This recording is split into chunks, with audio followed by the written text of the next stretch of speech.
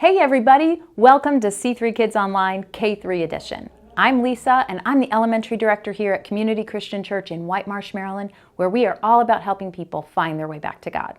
I'm so glad you've tuned in today because C3 Kids Online K3 Edition is the place for kindergartners through third graders to learn all about Jesus and how much He loves us.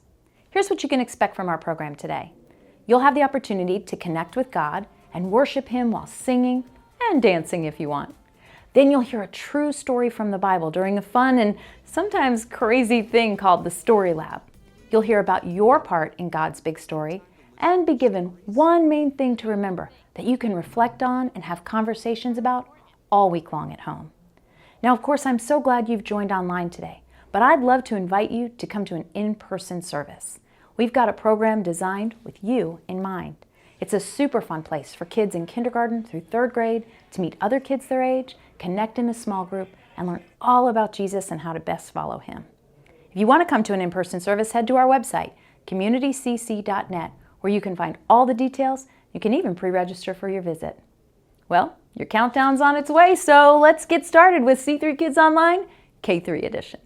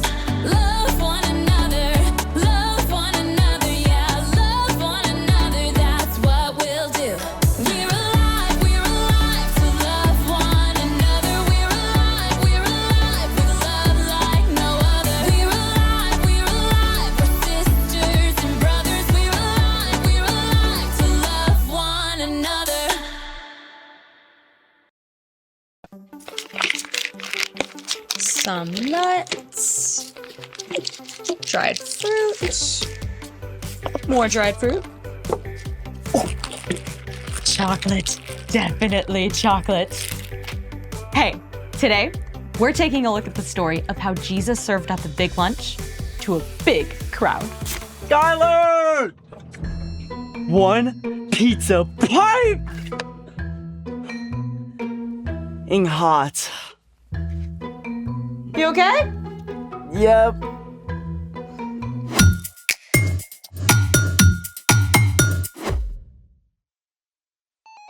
Hey guys, I'm Skylar. And I'm Sebastian. This month, we're talking about how following Jesus changes the way we treat others. Right, Sebastian? Still not feeling great. I dropped your lunch. Total klutz move. It's okay. I didn't really want pizza. You're literally wearing a pizza shirt. And that growl came directly from your stomach. Okay, but that's besides the point. I mess up all the time. Mistakes and accidents happen. You're worth so much more than a dropped pizza. I guess. I just want to go back and change the great pizza catastrophe of 24. How about we make our own instead? Make our own pizza with what? The Stoy Lab always comes through. Oh, and the snack pantry. I just restocked. Yeah, this could work. Let's make it.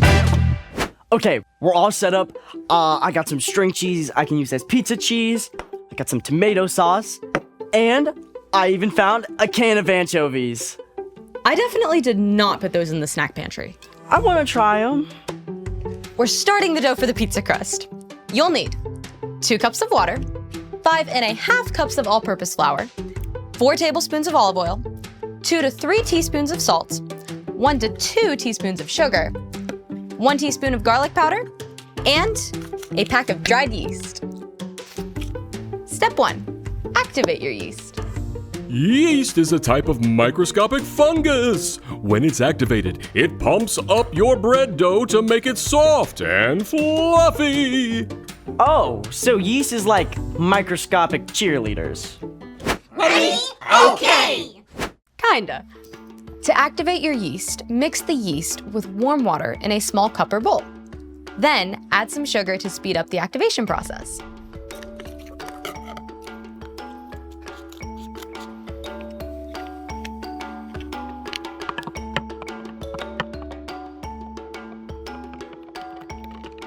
Step 2. Use a sifter to sift the flour into a large bowl and mix it up really well with salt and garlic powder.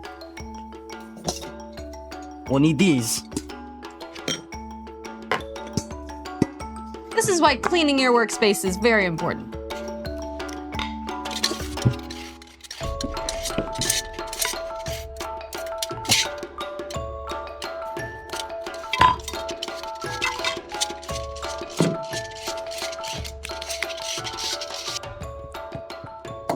And add salt and garlic powder.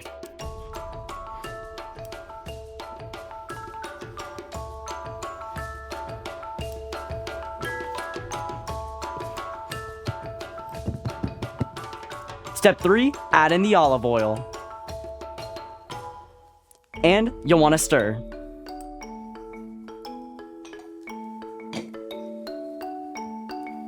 Then wait 15 minutes for your yeast to finish activating. Whoa, I see little bubbles. That's a sign that our yeast is up and ready. Step 4. Gradually add your activated yeast to your dry ingredients and mix it up.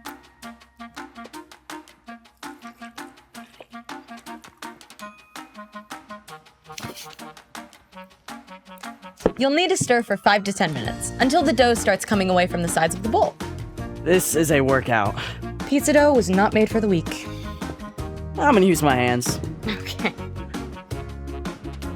This seems a lot more effective. I would recommend using your hands.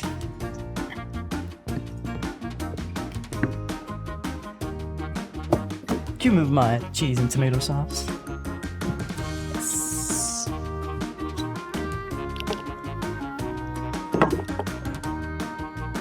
This is a workout.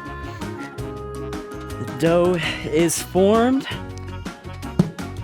and done. Now it's time for the yeast to help the bread dough grow. Step 5. Put the dough in the bowl. And then cover with aluminum foil and let it rest while the yeast does its thing.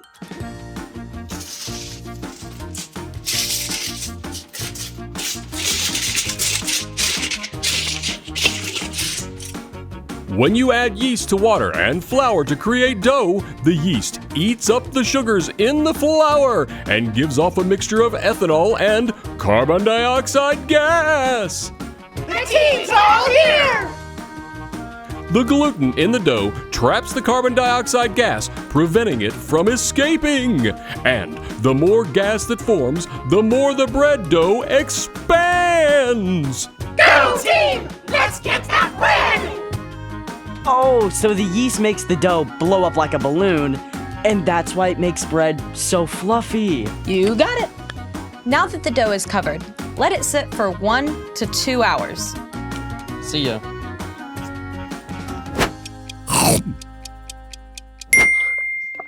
Ooh, let's take a look.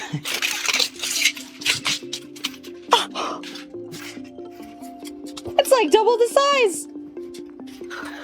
Wow, it's huge. Yep, that's the yeast at work. Now, we just have to roll out the crust, add the toppings, and bake. Awesome. And speaking of all things bread, it's time for... The story before the story. Today we're in the book of John, which tells the story of Jesus. John was one of Jesus' closest friends. He recorded stories from the life of Jesus. John described several important miracles that point to Jesus being the Son of God, so everyone would believe. Jesus did so many amazing things, and John was always right by his side. Which is where our story starts. Take it away. Hey everyone, I'm Erica. Today's story is a feast for the mind and soul.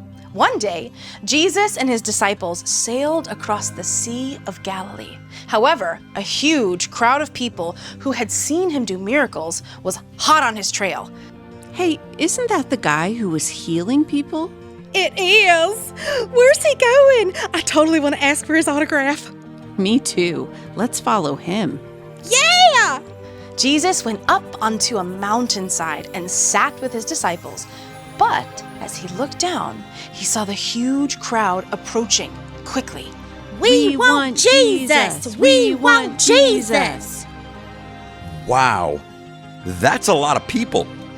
It was high time for a meal, but there were thousands of people and no easy way to find food for all of them.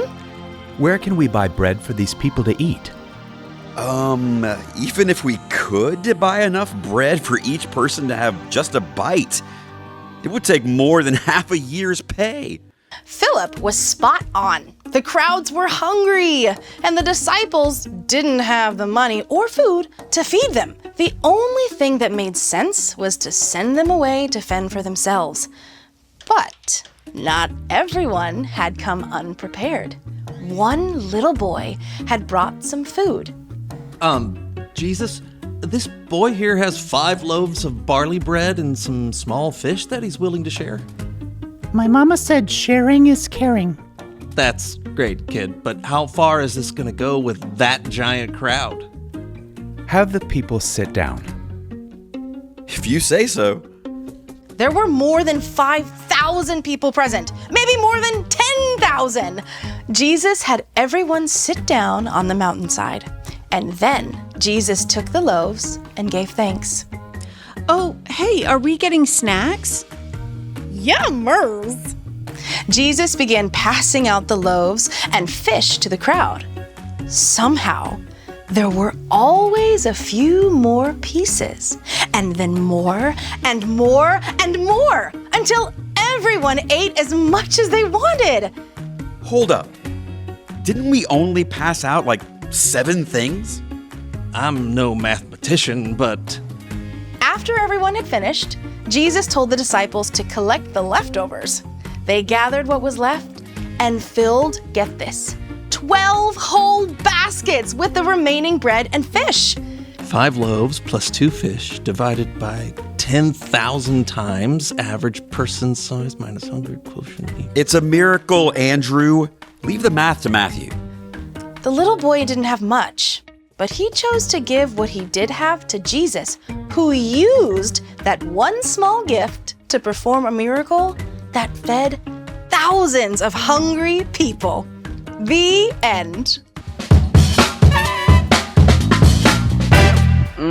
Can you imagine infinitely multiplying snacks?